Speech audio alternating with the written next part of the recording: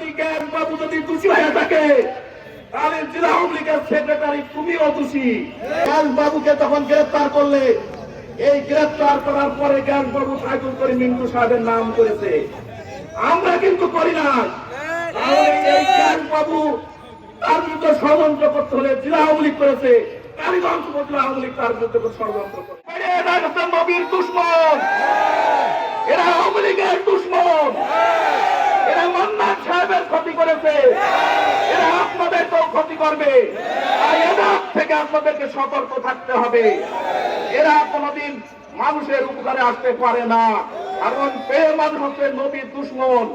নবী আমাদের হযরত মুহাম্মদ সাল্লাল্লাহু আলাইহি ওয়াসাল্লাম এই বেড়ে মানুষের সাথে হাতে হাত মেলায়নি। আপনারাও এই বেড়ের সাথে হাত মেলাবেন না। কালীগঞ্জবাসী এরা কোনদিন দুশমন, এদেরকে হাত মেলাবেন না। তাই আপনাদেরকে সদয় অনুরোধ করছি। আর একটা কথা বলতে চাই, এরা গঠনতন্ত্রের কথা বলছে, যে কিভাবে আমাদের গঠনতন্ত্রের শিক্ষা দিয়েছে। আপনারা দেখেছেন প্রিয় নেতৃবৃন্দ, যে 10 সদস্য বিশিষ্ট কমিটি দিয়েছে। বাংলাদেশের কোন সংবিধানে 10 সদস্য বিশিষ্ট কমিটি হয় এমন কোন সংবিধান নাই।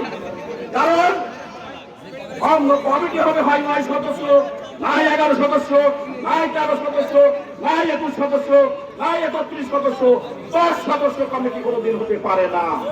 ওনারা আমাদেরকে শিক্ষা দিতে চায়। আমি আরেকটা কথা বলতে চাই, আমাদেরকে ষড়যন্ত্রের কথা বলা হচ্ছে, যে আমরা নাকি ষড়যন্ত্র করে জেলা আওয়ামী লীগের সেক্রেটারিকে আমরা আসামি করেছি।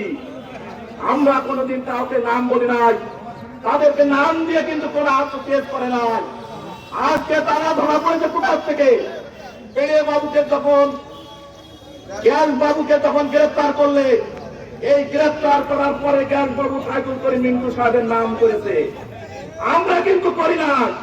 তাহলে এই জ্ঞান বাবু তার বিরুদ্ধে ষড়যন্ত্র করতে হলে জেলা আওয়ামী লীগ করেছে, কালীগঞ্জ উপজেলা আওয়ামী লীগ তার বিরুদ্ধে ষড়যন্ত্র করে। আজকে যদি জ্ঞান বাবু যদি দোষী হয়ে থাকে তাহলে জেলা আওয়ামী লীগের সেক্রেটারি তুমিও দোষী।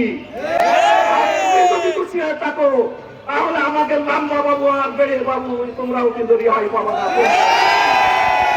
আপনাদেরকে সবিনয়ে অনুরোধ করছি, আজকে আনার সাহেবের মৃত্যুর জন্য আপনারা প্রতিবাদ সভা করতে আপনারা যেভাবে উপস্থিত হয়েছেন, তাতে প্রমাণ হয় যে জীবিত আনারের থেকে মৃত আনার অনেক শক্তিশালী। আপনারা যে বিধানে আছেন এই হত্যার প্রতিবাদ করবেন, এটাই আমরা প্রত্যাশা করছি। পরিশেষে আমি সবার কাছে অনুরোধ করছি যে আপনারা আজকে একটি লোক ওইখানে থাকবেন না, সকলে আপনারা মিছিলে যাবেন। সবাইকে ধন্যবাদ জানিয়ে আমাদের দুই নেতার বিদেহী আত্মার শান্তি কামনা করে